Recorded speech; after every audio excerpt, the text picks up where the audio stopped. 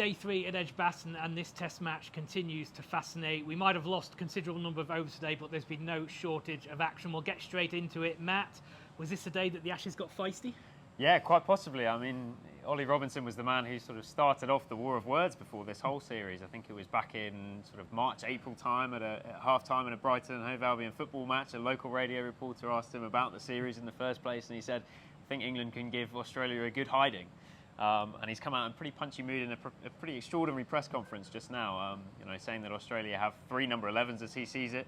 They're playing in an un-Australian way, playing defensively because England have forced them onto the back foot.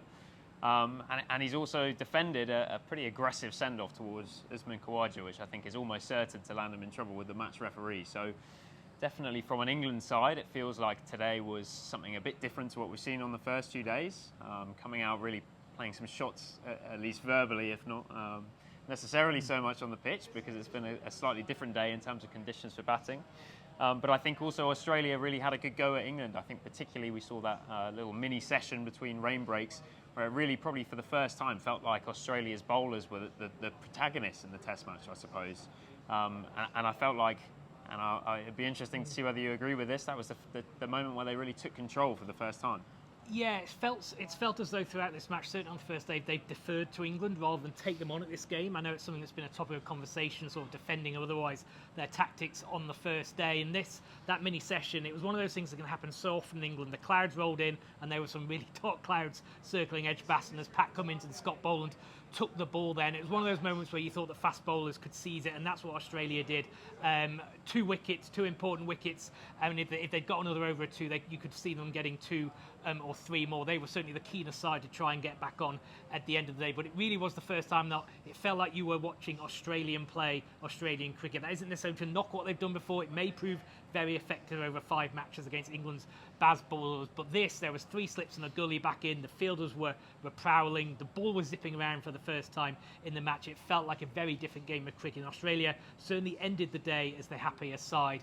Whether that will be the case in 24 hours' time, we wait to see. Fascinating discussions really over what sort of target might be suitable on this pitch. Matt, I'll just come back to you for that. No side really wanted to put a number on it after today. It may not become relevant if Australia just go through England in the second innings, but if England do put on some runs, what sort of target and time scenario do you think they're looking at?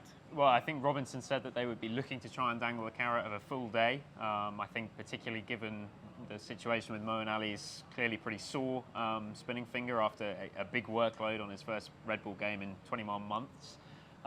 So therefore, I think England's seamers will probably be the guys they're relying on, even if this pitch does deteriorate. But I think the most important thing from their point of view is just going to be getting into a position where they can think about pulling out, because particularly with Lyon coming into the game, probably increasingly so tomorrow, and maybe overhead conditions giving them a little bit of assistance, it might well be a situation where Australia are the guys that are the team that are driving this game forward. And if that is the case, then England will have plenty of work to do. Well, the forecast is good for Sunday, less so for Monday, but there's still plenty of time for this test match to come out for a positive result for either team. Thanks so much for watching ESPN on YouTube. And for more sports highlights and analysis, be sure to download the ESPN app. And for premium content and live streaming, subscribe to ESPN Plus.